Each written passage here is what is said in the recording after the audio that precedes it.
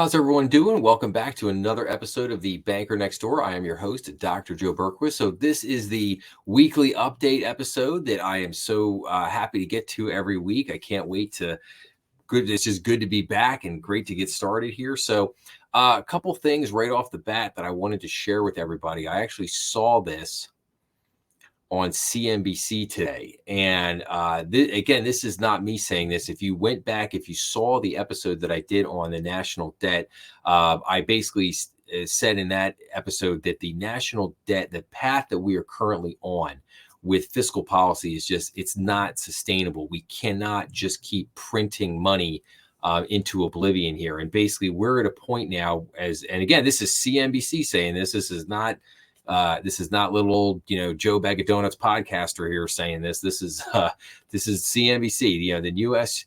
The U.S. national debt is rising by $1 trillion about every 100 days.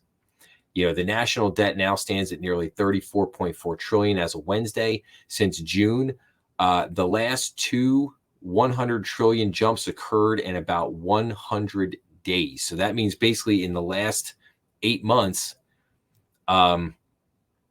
we've seen the national debt increase by over $2 trillion. I mean, that's just crazy. The debt load of the U.S. is growing at a quicker clip in recent months, increasing about $2 trillion nearly every 100 days. The nation's debt permanently crossed over to $34 trillion on January 4th after briefly crossing the mark on December 29th. According to the data from the U.S. Department of the Treasury, it reached $33 trillion on September 15th. And $32 trillion on June 15th, hitting an accelerated pace. Before that, the $1 trillion move higher from $31 trillion took about 8 months. U.S. debt, which is the amount of money the federal government borrows to cover operating expenses, now stands at nearly $34.4 billion.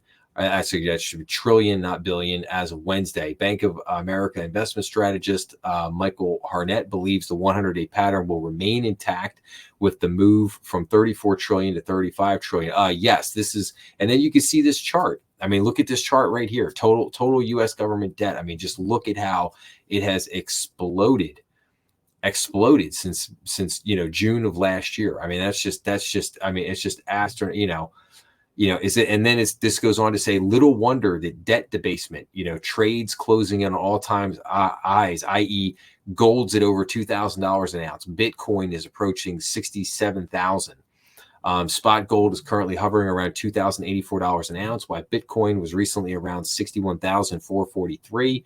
The cryptocurrency in February closed out its best month since 2020, briefly trading above 64,000 on Wednesday before pulling back. Inflows into crypto funds are on course for a blowout year. And that's because people are looking to other alternatives than the dollar, because again, it's just, I mean, they're printing the dollar into oblivion. And this is absolutely just not sustainable. I mean, what our government has done since COVID is basically they're running a $2 trillion deficit every year. So in other words, if we bring in $4.6 trillion in taxes, the government is spending $6.6 trillion, and that that's completely unsustainable. And you have an environment where none of the politicians, I don't care if it's Democrat or Republican, I mean, very few politicians right now have an appetite for wanting to really get in and make the hard cuts that you need to make to get this under control. And this is just, this is a major problem. I mean, this is going to lead to a catastrophic disaster, because we are going to jump from 34 trillion to probably 50 trillion dollars in debt in a matter of just a couple 4 or 5 years. I mean, this is just going to be absolutely nuts. And the Treasury, I've been following a lot of the Treasury advances, and the Treasury has to continuously just buy more of our own debt because nobody wants to buy it. So and then here's another thing that just hit. So Apollo Global says the Fed will not cut rates this year because inflation is moving higher again. And we just saw, I'm going to talk in a minute about the PCE was higher than they were expecting this week. Inflation is making another move up. And with this, again, I go back to, with this spending, it is impossible impossible for the Fed to get inflation down. They have kind of gotten it down as best they can. It will not go lower. It's only going to go up the more that this money gets printed into the, just gets keep getting pumped out more and more and more and more. But it's just interesting that Apollo Global says that the Fed won't cut the rates. Now, I apologize to everybody. I pay for a lot of things. I'm not paying for CNBC Pro. But I saw this article, and I saw a couple other people today reference this article, so I went to go look it up. But it was on Pro, but whatever. Anyway, so that was what I wanted to kind of get into, just to start with everybody, just to say, hey, look, I mean, this is a major issue that we've got to keep an eye on, because this is going to lead to just catastrophic events for our economy if we don't do something and get this under control. But anyway, okay, that's my diatribe on that. So this week I got a lot of great episodes coming out this week. If you've been following my review of the Lords of Easy Money, I got episode 4 that's coming out. That is a review of chapter 3 of that book. I hope everybody will check that out. And I did a couple other episodes on Republic Bank and kind of the soap opera that's going on there at that bank. I've got an episode on the merger between Capital One and Discover Card. Might want to check that out. Interesting article on the generational tug of war in the housing market right now. I did an episode on that. Core systems, should you consider a core system upgrade at your bank? And then finally, I did an episode just talking a little bit about relationship banking and what does relationship banking, what does that truly mean to your bank? So I hope everyone will go and check out some of those episodes. I hope people will go back and look at a lot of the other episodes that I've put out the last couple weeks, and kind of get back at some of the other things going on there.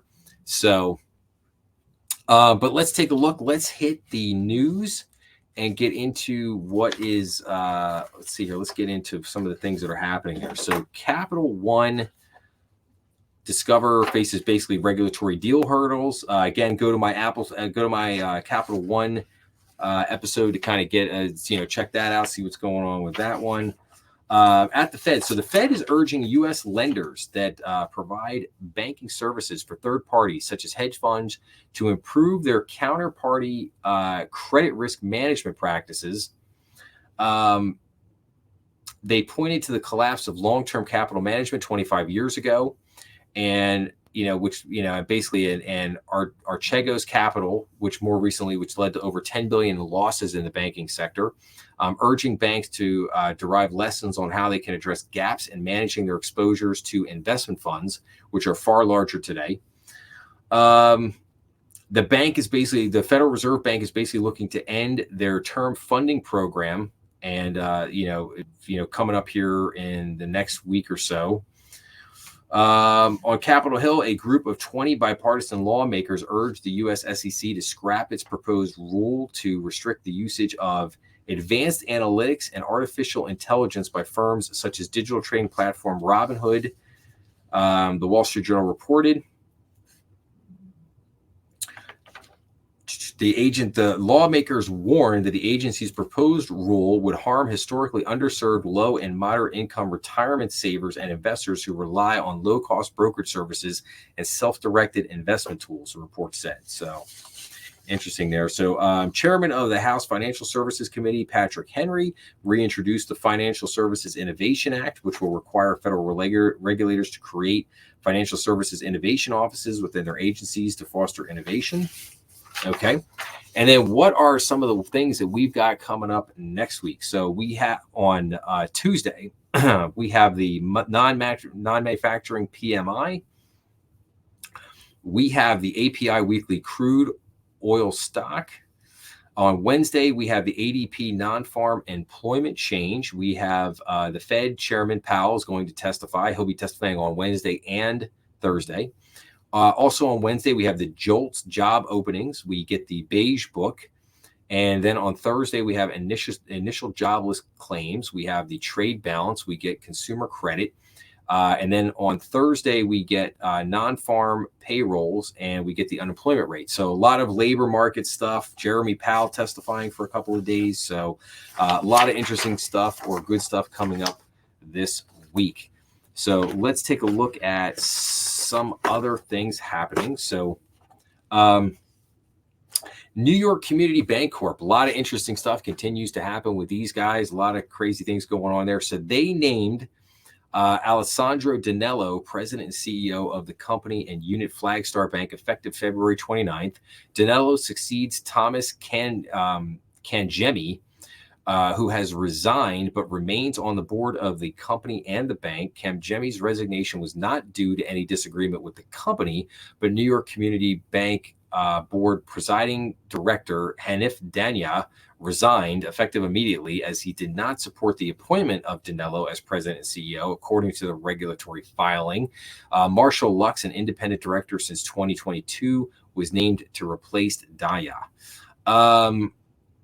And I will also note that the stock, I believe, was down like 20% this week. So something to keep an eye on there.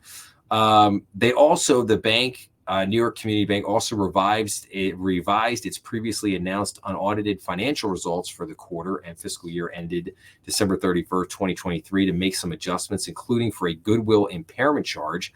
Separately, the company identified material weaknesses in internal controls related to an internal loan review, which resulted from ineffective oversight, risk assessment, and monitoring activities. So New York Community Bank Corp told the U.S. SEC that it will be filing its 2023 Form 10-K late to complete its plan for remediation. In other news, New York-based Metropolitan Bank Holding Corp could be forced to use higher funding sources as it exits the banking-as-a-service business entirely, which could make the company lose $781 million in deposits from the business line, accounting for about 13.6% of the company's total deposits as of December 31st. The decision to exit BAAS was spurred by how costly the business is and extraordinary regulatory expectations, President and CEO Mark DeFazio said on the company's 2023 fourth quarter earnings call. So that's an interesting one. I might have to do an episode just talking about that, because BAAS, banking as a service, is a very interesting business model that I did want to get to and talk about that. Bank of America and Wells Fargo and Company, through Merrill and Wells brokerage units, respectively, have joined the newly permitted Bitcoin exchange-traded fund bandwagon and are now offering the approved ETFs to some wealth management clients with brokerage accounts who request the products. Bloomberg News reported, citing people familiar with the matter. U.S. House Financial Services Committee passed a bill that would reverse the U.S. SEC's Staff Accounting Bulletin number 121, which sought to provide interpretive guidance on the accounting treatment and disclosure of cryptocurrency assets held by financial institutions on behalf of consumers. The Federal Housing Finance Agency announced updates to the implementation of new credit score requirements for single-family loans acquired by Fannie Mae and Freddie Mac. The FHFA said following extensive stakeholder engagement and input, the agency is aligning the implementation date of the bi-merge credit reporting requirement with the transition from the classic FICO credit score model. The aligned transition is expected to occur in the fourth quarter of 2025, according to a press release. Yeah, that's probably something I need to talk a little bit more about. This whole, basically the FHFA wanting to use basically a different style credit report in terms of the underwriting for buying residential houses. It's very, it's a little bit more interesting. It sounds kind of boring, but it's a little bit more interesting than you'd think. Morgan Stanley is evaluating offering spot Bitcoin exchange-traded funds to clients on its brokerage platform, CoinDesk reported, citing two people with knowledge of the matter. The company has been mulling the prospect since the U.S. SEC approved the trading of spot Bitcoin ETFs in January. One of the sources told the news outlet the company declined to comment. JP Morgan Chase and Company is in advanced talks to partner with FS Investments and Octagon Credit Investors as part of its plan to create a syndication group that will help fund private credit deals it originates, Bloomberg News reported. Webull Corp's efforts to publicly list in the U.S. were hampered by its exposure to the cryptocurrency sector, Bloomberg News reported, citing the firm's U.S. CEO, Anthony Denier, who added that the company sold its digital asset business and removed its cryptocurrency offerings from its platform globally at the end of 2023. Coinbase Global suffered a spat of outages on its retail platform, leading to some investors seeing zero balances across their Coinbase accounts and facing errors in buying and selling, Bloomberg News reported. The company told users that their assets are safe and that it is investigating the matter. Gemini Trust Company has agreed to return at least $1.1 billion to Gemini Earn lending program customers through the bankruptcy proceedings of Genesis Global Capital, LLC. The New York Department of Financial Services announced the regulator also said that Gemini will pay it a $37 million fine for alleged failures that threaten the safety and soundness of the company. Former employees of FTX Trading and Alameda Research have raised $17 million to create a cryptocurrency exchange called Backpack, which closed a Series A round at a $120 million valuation. That's amazing. You scam people out of $8 billion and you just go and start another cryptocurrency exchange. It's interesting. Okay, let's see what else we got here. So JP Morgan Chase and Company still sees physical locations as a vital piece of its strategy. I kind of reported on this a couple weeks ago. If you want to go back and check out that on an episode on JP Morgan building more branches. The most active net opener in 2023, JP Morgan recently announced plans to open 500 more branches by 2027. The branch footprint is an absolutely critical driver of new account acquisition and of retention.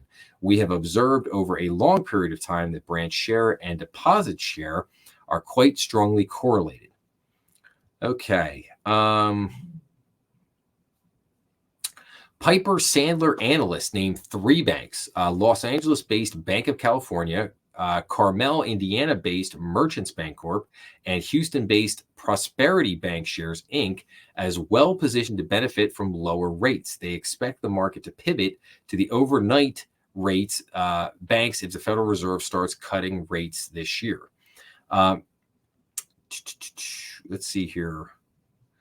FTX Trading founder Sam Bankman-Fried's lawyers recommended a prison term of no more than 6.5 years for the cryptocurrency mogul for allegedly orchestrating a fraud that brought down the cryptocurrency exchange, Bloomberg News reported.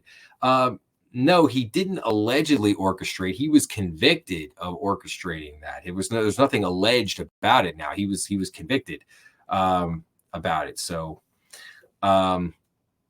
And they set the sentencing for March 28th.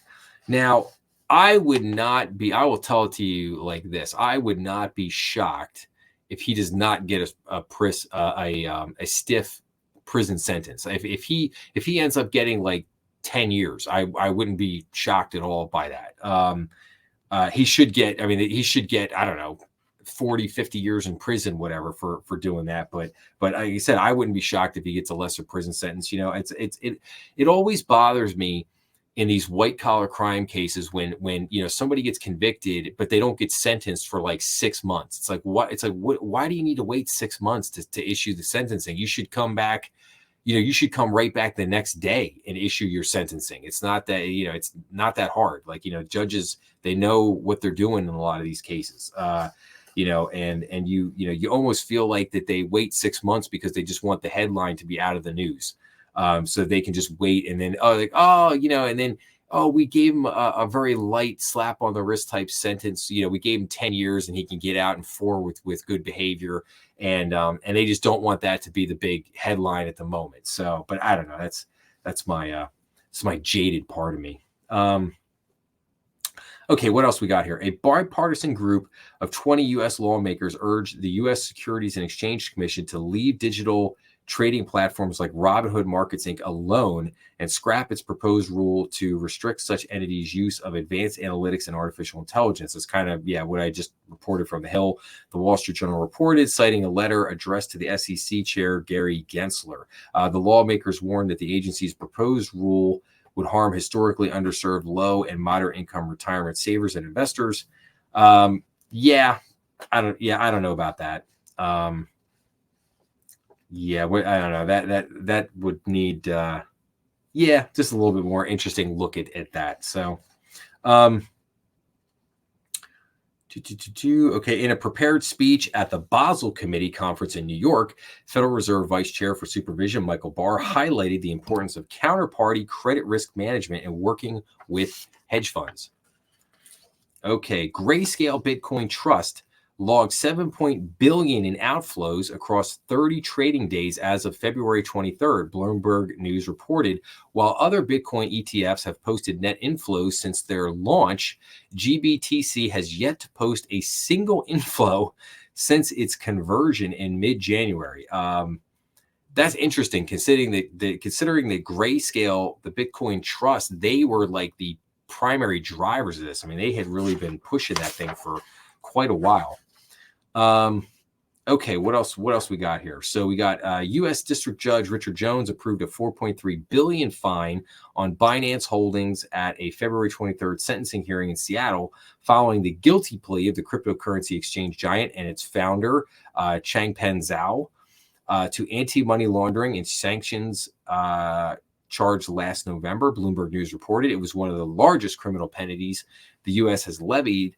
The report noted Binance admitted that it allowed transaction with Hamas and other terrorist groups on the exchange, according to the reports. So a lot of cryptocurrency news there, a lot of news around these Bitcoin ETFs, and just a lot of stuff going on there. But you'll notice a pattern there. Constantly a lot of fraud, a lot of getting fined billions of dollars, settling lawsuits, a lot of fraud around the crypto world there. So okay, so what else we got here? So personal income and spending rise. So this week we got some economic information. So personal income increased 1% in January, and consumer spending rose 0.2%, the Commerce Department reported. The PCE price index, a key inflation gauge, increased 0.3% and was up 2.4% from a year ago, down from a 2.6% year-over-year increase a month ago. So the PCE, the Fed's favorite inflation gauge, popped back up when it wasn't expecting. And this is why the person from Apollo Management Group said that they are not expecting any rate cuts this year now because inflation is popping back up. Pending home sales recede in January. Pending home sales decreased 4.9% in January, and we're down 8.8% from a year ago, according to the National Association of Realtors. So the SEC will be voting next week on a climate proposal. So we'll see how that goes. Global Group warns of crypto intermediary stablecoin risks. The head of the Financial Stability Board warned of the risks posed by multifunction crypto intermediaries and stablecoins. I'll get more on that later. But this is interesting. Pig butchering scams have nabbed $75 billion. A new academic paper found pig butchering scams in which victims invest increasing sums in supposedly legitimate virtual currency enterprises before being conned out of their money, claimed $75 billion since January of 2020. As reported by Bloomberg News, University of Texas researchers found $15 billion had come from 5 exchanges typically used by victims in Western countries, including Coinbase. The study also found that the scammers typically converted their collective funds into the Tether stablecoin. How interesting. Yet more fraud there in the cryptocurrency world. FHFA changes timeline for new credit scoring models. Yeah, we talked about that. Let's see here. ICBA groups what's called the ISO 20022 harmonization requires community bank representation. So basically the background here is the framework from the Bank for International Settlements, or the BIS, Committee on Payments and Market Infrastructures, is designed to establish consistent messaging data for cross-border payments. Most of the world payment systems are adopting the ISO 20022 messaging standard by next year. And the panel is urging jurisdictions to align with the standards, which are not requirements, by the end of 2027. So kind of more things there. Treasury says AI is reducing check fraud. The U.S. Treasury Department said it has recovered more than $375 million via an enhanced fraud detection process that uses artificial intelligence. So the Treasury said it has responded to a 385% increase in check fraud since the pandemic, with an effort at its Office of Payment Integrity to expedite the recovery of potentially fraudulent payments from financial institutions. So a kind of interesting thing. New home sales rise 1.5% in January. So sales of new single-family houses increased 1.5% in January, and we're up 1.8% from a year ago. The median sales price on new houses sold in January 2024 was $420,000, down from $432,000 a year ago. Home prices gain, consumer confidence retreats as I had estimated last week. So home prices increased 5.5% in December from the same time a year ago, following a 5% year-over-year increase in November. The Consumer Confidence Index declined to 106.7 in February from a revised 110.9% in January, following 3 consecutive monthly gains. So basically, the index declined in February, and it was revised downward from its January number. So it's going down now for the last couple of months, and then new orders for manufactured durable goods decreased 6.1% in January, following a 0.3% decline in December. So new orders for manufacturing durable goods goes down. So fourth quarter GDP growth revised to 3.2%. The gross domestic product increased at an annual rate of 3.2% in the fourth quarter, following a 4.9% increase in the third quarter, according to the Commerce Department's second estimate. The increase was revised down from a 3.3% estimate released last month. So again, I mean, I'm very skeptical of these GDP numbers right now. I think a lot of this GDP growth is being driven by government spending, and if that government spending was not there, we would not be seeing anywhere close to these GDP numbers. But we'll keep an eye on that and see what's going on there. And then so the New York Fed's Williams growth inflation to slow this year. So New York Federal Reserve Bank of New York President and CEO John Williams said he expects GDP growth to slow to about 1.5% this year due to restrictive monetary policy. Speaking in Garden City, New York, Williams said he also expects the unemployment rate to rise modestly to peak at roughly 4%, and the Fed's preferred inflation gauge to decline to 2 to 2.25% this year. Yeah, I'm not sure if I agree with any of that, but we'll see. Yeah, I hope more to come with that lately. So, all right. So obviously, a lot of stuff going on here in the banking world. I've got it's just insane the amount of information that I have, or the stuff that I could go into. But I'm gonna basically wrap this up at this point. So I hope people are finding the weekly update beneficial and entertaining. I will continue to try to bring you guys this updated information on a weekly basis. More economic data and information to come out this week. I think it'll be very telling to see what Jeremy Powell says in his 2 days of congressional testimony on Tuesday and Wednesday of this week. So we'll see what happens with all that. We're going to keep an eye out on New York Community Bank. I think I'll be probably coming back with an update on that next weekend, with as well as some other things. But please, make sure to check out some of the episodes the other episodes that I posted this weekend. And if you like this episode, please make sure to like, subscribe, share. That always helps the channel. Please make sure to leave your comments down below. Remember, we are on YouTube, Rumble, and all major podcast platforms. And I hope to see everybody again real soon. Have a wonderful week, and I'll see everybody again next weekend. Thanks a lot.